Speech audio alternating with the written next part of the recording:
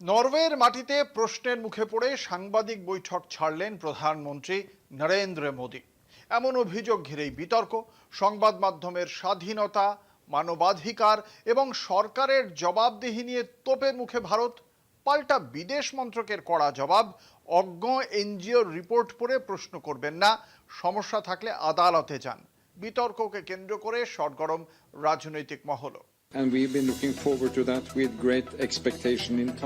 Norway সফরে গিয়ে সাংবাদিকদের প্রশ্ন এড়িয়ে যাওয়ার অভিযোগে নতুন বিতর্কে জড়ালেন প্রধানমন্ত্রী নরেন্দ্র মোদী। অসলোয় নরওয়ের প্রধানমন্ত্রী জোনাস গার স্টোরের সঙ্গে যৌথ সাংবাদিক বৈঠকের পরে এক নরওয়েজিয়ান সাংবাদিক প্রশ্ন করতে চাইলে মঞ্চ ছেড়ে বেরিয়ে যান Modi. Prime Minister Modi, why don't you take some questions from the freest press in the world?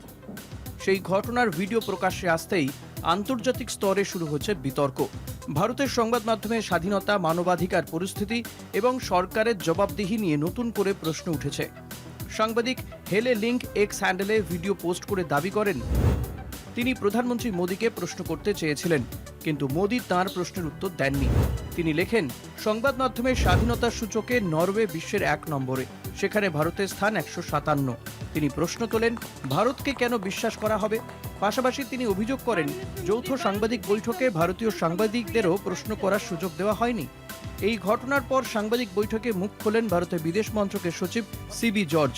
তিনি ভারতের গণতন্ত্র এবং সংবিধানের পক্ষে জোরালো সওয়াল করেন। তার বক্তব্য, ভারত বিশ্বের মোট জনসংখ্যার 1/6 দেশ হলেও বিশ্বের 1/6 সমস্যা ভারতের নেই।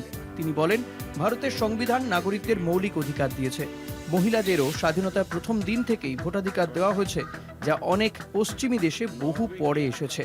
We are 1/6 of the total population of the world, but not 1/6 of the problems of the world. We have a constitution which guarantees the rights of the people, fundamental rights of the people.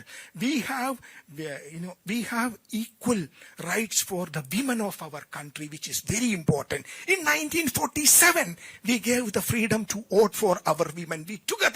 We won the freedom together, and day one itself, many countries I know, the voting right for women came after several decades after India gave that freedom.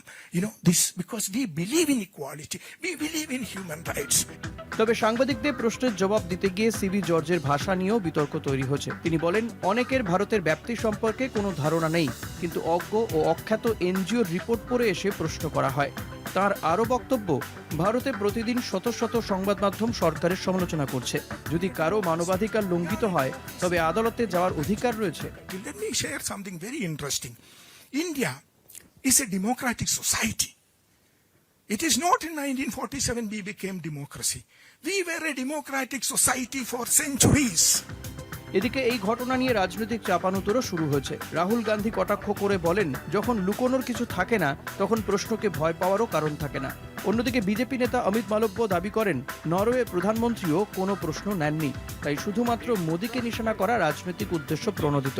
তবে গোটা বিতর্কে সবচেয়ে গুরুত্বপূর্ণ হয়ে উঠেছে একটি প্রশ্ন, বিশ্বের বৃহত্তম গণতন্ত্রের দাবি করা ভারত কি সমালোচনামূলক প্রশ্নের মুখোমুখি হতে ক্রমশ অস্বস্তিতে পড়ছে? আন্তর্জাতিক মঞ্চে এই প্রশ্ন এখন আরও জোরালো হচ্ছে। কলকাতা টিভি।